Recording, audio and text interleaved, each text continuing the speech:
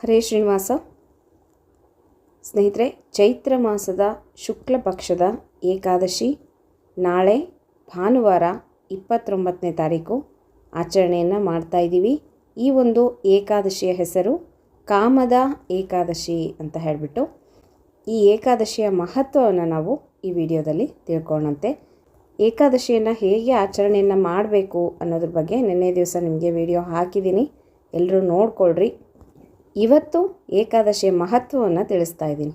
ಹೆಸರೇ ಸೂಚಿಸುವಂತೆ ನಮ್ಮ ಆಸೆಗಳನ್ನು ಪೂರ್ಣ ಮಾಡುವಂಥ ಏಕಾದಶಿ ಈ ಒಂದು ಕಾಮದ ಏಕಾದಶಿ. ಭಗವಂತನ ಪ್ರೀತಿಗಾಗಿ ನಾವು ಏಕಾದಶಿಯನ್ನು ಆಚರಣೆಯನ್ನು ಮಾಡಬೇಕು. ಭಗವಂತನಿಗೆ ಕೃತಜ್ಞತೆಯನ್ನು ಸಲ್ಲಿಸಲಿಕ್ಕಾಗಿ. ನಮಗೆ ಈ ಒಂದು ಜನ್ಮವನ್ನು ಕೊಟ್ಟಿದ್ದಾನೆ ಭಗವಂತ, ಅನುಭವಿಸಲಿಕ್ಕೆ ಎಲ್ಲ ಸುಖವನ್ನು ಕೊಟ್ಟಿದ್ದಾನೆ, ಎಲ್ಲ ಒಂದು ಸಂತೋಷದ ಕ್ಷಣಗಳನ್ನು ನಮಗೆ ಭಗವಂತ ಕರುಣಿಸಿದ್ದಾನೆ. ಹಾಗಾಗಿ ಭಗವಂತನಿಗೆ ಕೃತಜ್ಞತೆಯನ್ನು ನಾವು ಹೇಗೆ ಸಲ್ಲಿಸಬೇಕು ಅಂದರೆ ಈ ರೀತಿಯಾಗಿ ಒಂದು ದಿನ ಉಪವಾಸವನ್ನು ಮಾಡಿ ಭಗವಂತನ ಒಂದು ಸ್ಮರಣೆ ಮಾಡ್ತಾ ಎಲ್ಲವನ್ನು ತ್ಯಾಗ ಮಾಡಿ ಭಗವಂತನಲ್ಲಿ ನಾವು ಭಕ್ತಿಯನ್ನು ಮಾಡಬೇಕು. ಏಕಾದಶಿ ಉಪವಾಸ ಅಂತಂದರೆ ಉಪ ಅಂದರೆ ದೇವರ ಹತ್ತಿರ ವಾಸವನ್ನು ಮಾಡುವಂಥ ದಿನ ಅಂತ. ಹಾಗಾಗಿ ಇಂತಹ ದಿನವನ್ನು ಪ್ರತಿಯೊಬ್ಬರೂ ಆಚರಣೆಯನ್ನು ಮಾಡಬೇಕು. ನಾವು ಮಾಡ್ತಕ್ಕಂಥ ಪ್ರತಿಯೊಂದು ಏಕಾದಶಿನೂ ಪಾಪಗಳ ಪರಿಹಾರ, ಪುಣ್ಯ ಸಂಪಾದನೆಗೆ ಮಾಡ್ತೀವಿ. ಹಾಗಾಗಿ ಈ ಏಕಾದಶಿನೂ ಸಹ ಪಾಪಗಳ ಪರಿಹಾರ ಆಗುತ್ತೆ, ಪುಣ್ಯ ಸಂಪಾದನೆ ಆಗುತ್ತೆ. ಈ ಒಂದು ಕಾಮದ ಏಕಾದಶಿಯ ಬಗ್ಗೆ ಪುರಾಣಗಳು ಏನು ತಿಳಿಸ್ತವೆ ಅಂತ ತಿಳ್ಕೊಳ್ಳೋಣ ಸ್ನೇಹಿತರೆ. ಕೃಷ್ಣ ಪರಮಾತ್ಮ ಧರ್ಮರಾಜನಿಗೆ ಪ್ರತಿಯೊಂದು ಏಕಾದಶಿಯ ಕಥೆಯನ್ನು ಹೇಳ್ತಾ ಇರ್ತಾನೆ.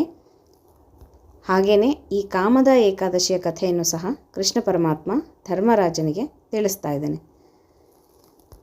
ಹಿಂದೆ ವಸಿಷ್ಠರು ಸೂರ್ಯವಂಶದಲ್ಲಿ ಬಂದಂತಹ ದಿಲೀಪನಿಗೆ ಕಾಮದ ಏಕಾದಶಿಯ ಮಹತ್ವವನ್ನು ತಿಳಿಸ್ತಾ ಇದ್ದಾರೆ ಅಂತ ಹೇಳಿಬಿಟ್ಟು ಕೃಷ್ಣ ಪರಮಾತ್ಮ ಧರ್ಮರಾಜನಿಗೆ ಹೇಳ್ತಾ ಇದ್ದಾನೆ. ಹಿಂದೆ ನಾಗಗಳೆಲ್ಲ ವಾಸ ಮಾಡುವಂಥ ಒಂದು ಊರು ಇತ್ತಂತೆ, ರತ್ನಪುರ ಅಂತ ಹೇಳಿಬಿಟ್ಟು ಆ ಊರಿನ ಹೆಸರು. ಅಲ್ಲಿ ಒಬ್ಬ ರಾಜ ಇದ್ದ, ಅವನ ಹೆಸರು ಪುಂಡರೀಕ ಅಂತ ಹೇಳಿಬಿಟ್ಟು. ಆ ರಾಜನ ಆಸ್ಥಾನದಲ್ಲಿ ಆಗಾಗ ಸಂಗೀತ ಸಭೆಗಳು, ಕಾರ್ಯಕ್ರಮಗಳು ನಡೀತಾ ಇರುತ್ತೆ. ಗಂಧರ್ವರು, ಕಿನ್ನರರು, ಅಪ್ಸರೆಯರು ಇವರೆಲ್ಲರೂ ಆ ಸಭೆಯಲ್ಲಿ ಭಾಗವಹಿಸಿಬಿಟ್ಟು ಸಂಗೀತ, ನರ್ತನ ಮತ್ತು ಇಂಥ ಕಾರ್ಯಕ್ರಮಗಳನ್ನು ನಡೆಸ್ತಾ ಇರ್ತಾರೆ. ಆ ಸಂದರ್ಭದಲ್ಲಿ ಲಲಿತಾ ಅಂತ ಹೇಳಿಬಿಟ್ಟು ಅವನು ಮತ್ತು ಅವನ ಪತ್ನಿ ಇಬ್ಬರೂ ಸಹ ಆ ಒಂದು ಸಭೆಯಲ್ಲಿ ಭಾಗವಹಿಸ್ತಾ ಇರ್ತಾರೆ.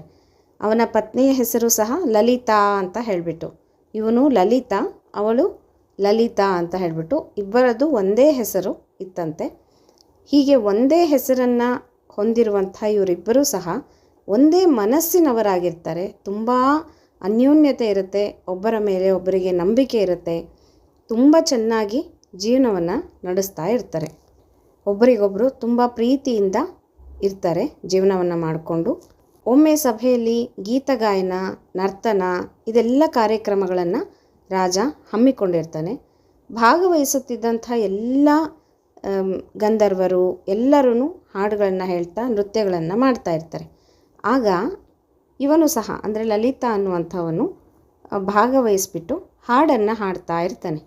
ಹೀಗೆ ಹಾಡನ್ನು ಹಾಡುವಾಗ ಹೆಂಡತಿಯ ನೆನಪಾಗುತ್ತೆ, ಅವನ ಮನಸ್ಸು ಅವಳ ಕಡೆ ಹೋಗುತ್ತೆ.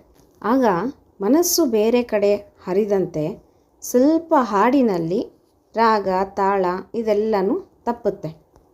ಹೀಗೆ ರಾಗ ತಾಳ ತಪ್ಪಾಗಿ ಹಾಡ್ತಾ ಇದ್ದಂಥ ಲಲಿತನನ್ನು ಪುಂಡರೀಕ ರಾಜ ಗಮನಿಸ್ತಾನೆ. ಏನೋ ತಪ್ಪಾಗಿ ಹಾಡ್ತಾ ಇದ್ದಾನಲ್ವಾ ಅಂತ ಹೇಳಿಬಿಟ್ಟು ರಾಜ ಗಮನಿಸ್ತಾನೆ. ಅಲ್ಲೇ ಇದ್ದಂತಹ ವಿಷಪೂರಿತನಾದಂಥ ನಾಗ, ಅವನೇ ಕರ್ಕೋಟಕ ನಾಗ ಇದನ್ನು ಗಮನಿಸ್ತಾನಂತೆ. ಕರ್ಕೋಟಕ ನಾಗನಿಗೆ ತುಂಬ ಕೋಪ ಬರುತ್ತಂತೆ, ಇವನು ತಪ್ಪಾಗಿ ಹಾಡ್ತಾ ಇದ್ದಾನೆ ಅಂತ ಹೇಳಿಬಿಟ್ಟು. ಸರ್ಪಗಳು ಗಾಯನವನ್ನು ತುಂಬ ಇಷ್ಟಪಡ್ತಾವಂತೆ, ಹಾಡು ಹೇಳೋದು ತುಂಬ ಇಷ್ಟ ಆಗುತ್ತಂತೆ ಸರ್ಪಗಳಿಗೆ. ಹಾಗೆ ಇವನು ತಪ್ಪಾಗಿ ಹಾಡ್ತಾ ಇರೋದನ್ನು ನೋಡಿ ಕರ್ಕೋಟಕನಿಗೆ ತುಂಬ ಕೋಪ ಬರುತ್ತೆ. ಹೀಗೆ ಅವನು ಸ್ವರ, ತಾಳ ಇದನ್ನೆಲ್ಲ ತಪ್ಪಿ ಹಾಡ್ತಾ ಇರ್ತಾನೆ. ಕೋಪ ಬಂದಂಥ ನಾಗ ರಾಜನಿಗೆ ಹೇಳಿಬಿಟ್ಟು ಲಲಿತನಿಗೆ ಶಾಪವನ್ನು ಕೊಡಿಸ್ಬಿಡ್ತಾನೆ. ಏನಂತ ಶಾಪವನ್ನು ಕೊಡ್ತಾನೆ ರಾಜ ಅಂತಂದರೆ, ಬ್ರಹ್ಮ ರಾಕ್ಷಸನಾಗು ಅಂತ ಹೇಳಿಬಿಟ್ಟು ರಾಜ ಶಾಪವನ್ನು ಕೊಟ್ಬಿಡ್ತಾನೆ ಲಲಿತನಿಗೆ. ಬ್ರಹ್ಮ ರಾಕ್ಷಸನಾದಂತಹ ಲಲಿತ ತುಂಬ ಭಯಂಕರವಾಗಿ ಇದ್ದಂತೆ. ಕಣ್ಣುಗಳು ದೊಡ್ಡ ದೊಡ್ಡ ಕಣ್ಣುಗಳಿದ್ವಂತೆ, ಭಯ ಬರುವಷ್ಟು ದೊಡ್ಡದಾದಂಥ ಕೈಕಾಲುಗಳಿದ್ದಂತೆ, ಮತ್ತು ಹೀಗೆ ದೈತ್ಯ ದೇಹವನ್ನು ಅವನು ಹೊಂದಿದ್ದಂತೆ. ತುಂಬ ದೊಡ್ಡ ಮೂಗು, ಗುಹೆ ಆಕಾರದಷ್ಟು ಮೂಗಿತ್ತಂತೆ. ಹೀಗೆ ವಿಕಾರವಾದಂತಹ ದೇಹದಿಂದ ಶಾಪದ ಫಲವನ್ನು ಅನುಭವಿಸ್ತಾ ಕಾಡಿನಲ್ಲಿ ಓಡಾಡ್ತಾ ಇರ್ತಾನೆ ಲಲಿತ. ಹೀಗೆ ಕಾಡಿನಲ್ಲಿ ಅಲಿತಾ ನೋವನ್ನು ಪಡ್ತಾನಂತೆ. ಆದರೆ ಅವನಿಗೆ ಪಶ್ಚಾತ್ತಾಪ ಇರುತ್ತೆ, ನಾನು ತಪ್ಪು ಮಾಡಿಬಿಟ್ನಲ್ಲ, ಸಭೆಯಲ್ಲಿ ಹೀಗೆ ಮಾಡಬಾರ್ದಾಗಿತ್ತು ಅನ್ನೋದು ಅವನಿಗಿರುತ್ತೆ. ಆದರೆ ಶಾಪ ಏನು ಮಾಡೋದಕ್ಕಾಗೋದಿಲ್ಲ, ಅನುಭವಿಸಲೇಬೇಕಾಗತ್ತೆ. ಹೀಗೆ ಅವನು ತುಂಬ ಕಷ್ಟದಿಂದ ಬದುಕ್ತಾ ಇರ್ತಾನೆ. ಈ ಕಡೆ ಹೆಂಡತಿಯು ಸಹ ಗಂಡನನ್ನು ನೋಡಿಬಿಟ್ಟು ತುಂಬ ಕೊರಗ್ತಾ ಇರ್ತಾಳೆ. ಎಂತಹ ಕಷ್ಟ ಬಂದಿದೆ ನನ್ನ ಗಂಡನಿಗೆ, ಇದನ್ನು ಹೇಗೆ ಪರಿಹಾರ ಮಾಡ್ಕೋಬೇಕು ಅಂತ ಹೇಳಿ ಅವಳು ತುಂಬ ನೊಂದು ಹೋಗಿರ್ತಾಳೆ. ಹಾಗೆಯೇ ಗಂಡನೊಟ್ಟಿಗೆ ಅವಳು ಸಹ ತಿರುಗ್ತಾ ಇರ್ತಾಳೆ. ಮತ್ತು ಅಲ್ಲಿ ಇಲ್ಲಿ ಅಲ್ದಾಡಿಕೊಂಡು ಕೊನೆಗೆ ಲಲಿತಾ ಏನು ಮಾಡ್ತಾನೆ, ಋಷ್ಯಶೃಂಗರ ಆಶ್ರಮಕ್ಕೆ ಬರ್ತಾನೆ. ಆಗ ಲಲಿತನ ಹೆಂಡತಿ ಲಲಿತಾ ಇರ್ತಾಳಲ್ಲ, ಅವಳು ಮುನಿಗಳ ಹತ್ರ ಹೋಗ್ಬಿಟ್ಟು ನಮಸ್ಕಾರವನ್ನು ಮಾಡ್ತಾಳೆ. ಆಗ ಋಷ್ಯಶೃಂಗರು ಕೇಳ್ತಾರೆ, ಏನು ತಾಯಿ, ಯಾಕೆ ಬಂದಿದ್ದೀಯಾ ಅಂತ ಕೇಳ್ತಾರೆ. ಆಗ ಲಲಿತಾ ನಡೆದಂತಹ ಕಥೆಯನ್ನು ಋಷಿ ಮುನಿಗಳಿಗೆ ತಿಳಿಸ್ತಾಳೆ. ಆಗ ಮುನಿಗಳು ಹೇಳ್ತಾರೆ, ನೀನು ಬಂದಿರುವಂಥ ಸಂದರ್ಭ ತುಂಬ ಚೆನ್ನಾಗಿದೆ.